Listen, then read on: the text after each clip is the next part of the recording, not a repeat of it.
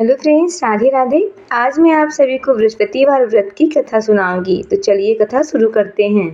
प्राचीन काल की बात है। किसी राज्य में एक बहुत बड़ा प्रतापी और दानवीर राजा राज्य करता था। वह प्रत्येक गुरुवार को व्रत रखता और भूखे गरीबों को दान देकर के पुण्य प्राप्त करता। लेकिन यह बात उसकी रानी को अच्छी नहीं लगती थी। वह ना तो दान देती और ना ही व्रत रखती और राजा को भी ऐसा करने से मना करती थी। एक बार राजा शिकार खेलने के लिए वन में चले गए। महल में रानी और दासी थी। उसी समय बृहस्पति देव साधु का रूप धारण करके राजा के दरवाजे पर भिक्षा मांगने आए।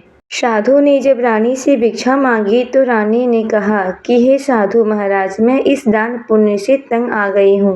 आप कोई ऐसा उपाय बताएं जिससे कि सारा धन नष्ट हो जाए और मैं आराम से रह सकूं। साधु के रूप में बृहस्पति देव ने कहा, हे देवी, तुम तो बहुत ही विचित्र हो। संतान और धन से कभी कोई दुखी होता है? अगर अधिक धन है तो इसे शुभ कार्यों में लगाओ, कुंवारी कन्याओं का विवाह कराओ, विद्यालय और बाग बगीचे में निर्माण कराओ।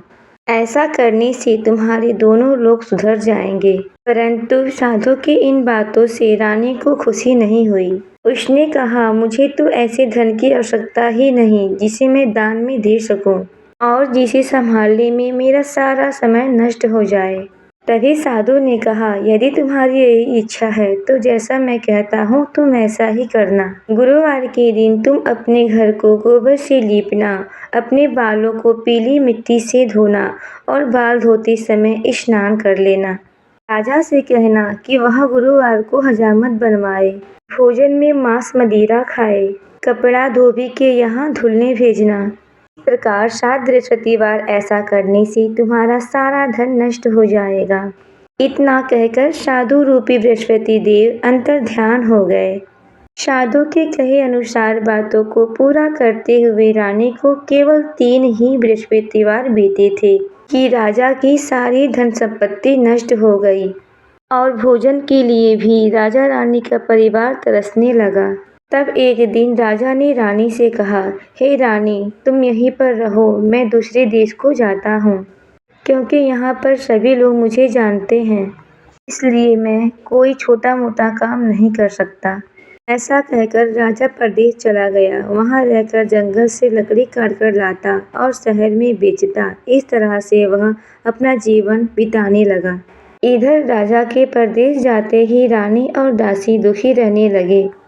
एक बार जब रानी और दासी को 7 दिन तक बिना भोजन के रहना पड़ा तो रानी ने अपनी दासी से कहा, हे दासी, पास के नगर में मेरी बहन रहती है। वह बहुत धनवान है, तो उसके पास जा और कुछ लेके आ ताकि थोड़ी बहुत गुजर बसर हो जाए। दासी रानी की बहन के पास चली गई। उस दिन गुरुवार का दिन था और रानी की बहन उस समय बृहस्पतिवार के व्रत की कथा सुन रही थी। दासी ने रानी की बहन को अपनी रानी का संदेश दिया, लेकिन रानी की बड़ी बहन ने उसे कोई उत्तर नहीं दिया। जब दासी को रानी की बहन से कोई उत्तर नहीं मिला तो वह बहुत दुखी हुई और उसे बहुत क्रोध आया। दासी ने वापस आकर रानी को सारी बात बता दी।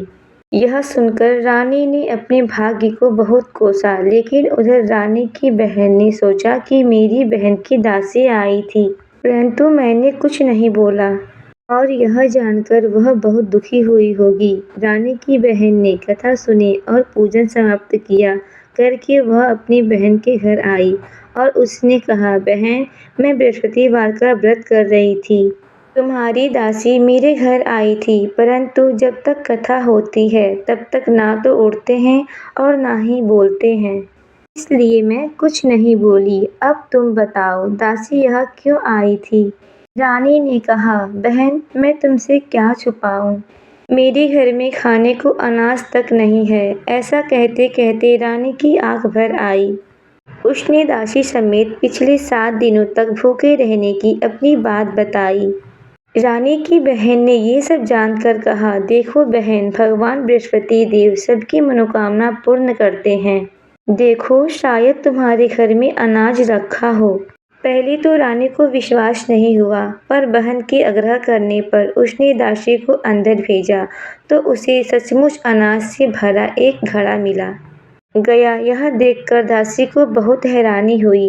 दासी ने रानी से कहा, हे रानी, जब हमें भोजन नहीं मिलता तो हम व्रत ही तो करते हैं, इसलिए क्यों ना इनसे व्रत और कथा की विधि पूछ ली जाए ताकि हम भी व्रत कर सकें। तब रानी ने अपनी बहन से बृहस्पतिवार के व्रत की कथा के बारे में पूछा। तब रानी की बहन ने बताया कि बृहस्पतिवार के व्रत में चने की दाल और मुनक्का से भगवान विष्णु का केले की जड़ में पूजन करें और दीपक जलाएं, व्रत कथा सुने और पीला भोजन ही ग्रहण करें। इससे बृहस्पति देव प्रसन्न होते हैं। उन्हें व्रत और पूजन की विधि बताकर रानी की बहन अपने घर लौट आई। 7 दिन के बाद जब गुरुवार आया तो रानी और दासी ने व्रत रखा। घुड़साल में जाकर चना और गुड़ भी लेकर आई। फिर उससे केले की जड़ और विष्णु जी की पूजन किया।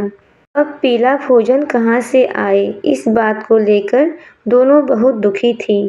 लेकिन उन्होंने व्रत रखा था, इसलिए बृहस्पति देव उनसे प्रसन्न थे। इसलिए वो एक साधारण व्यक्ति का रूप धारण करके 2 थालों में सुंदर पीला भोजन दासी को दे गए। भोजन पाकर दासी बहुत प्रसन्न हुई और फिर रानी के साथ मिलकर उसने पीला भोजन ग्रहण किया। उसके बाद वे सभी गुरुवार का व्रत और पूजन करने लगी। बृहस्पतिवार भगवान की कृपा से उनके पास फिर से धन संपत्ति आ गई, परंतु रानी फिर से पहले की तरह आलस्य करने लगी। तब दासी ने कहा, देखो रानी, तुम पहले भी इसी प्रकार से आलस्य करती थी। तुम्हें धन रखने में कष्ट होता था, इसी कारण सभी धन नष्ट हो गया। और अब जब भगवान बृहस्पति देव की कृपा से हमें धन फिर से मिला है तो तुम फिर से आलस्य क्यों करती हो। रानी को समझाते हुए दासी ने कहा, बड़ी मुसीबतों के बाद हमने इस धन को पाया है, इसलिए हमें दान पुण्य करना चाहिए, भूखे मनुष्यों को भोजन कराना चाहिए और धन को शुभ कार्यों में खर्च करना चाहिए, जिससे तुम्हारे कुल का यश बढ़ेगा, स्वर्ग की प्राप्ति होगी और तुम्हारे पितृ भी प्रसन्न होंगे। दासी की बात मानकर रानी अपना धन शुभ कार्यों में खर्च करने लगी, जिससे पूरे नगर में उसका यश फैल गया। तो फ्रेंड्स, यह थी बृहस्पतिवार व्रत की कथा। बृहस्पतिवार व्रत की कथा पसंद आई हो तो प्लीज़ लाइक शेयर कमेंट जरूर कर दीजिएगा। मेरी वीडियो पहली बार देख रहे हैं तो चैनल को सब्सक्राइब कीजिएगा। मिलते हैं अगले वीडियो में, तब तक के लिए राधे राधे।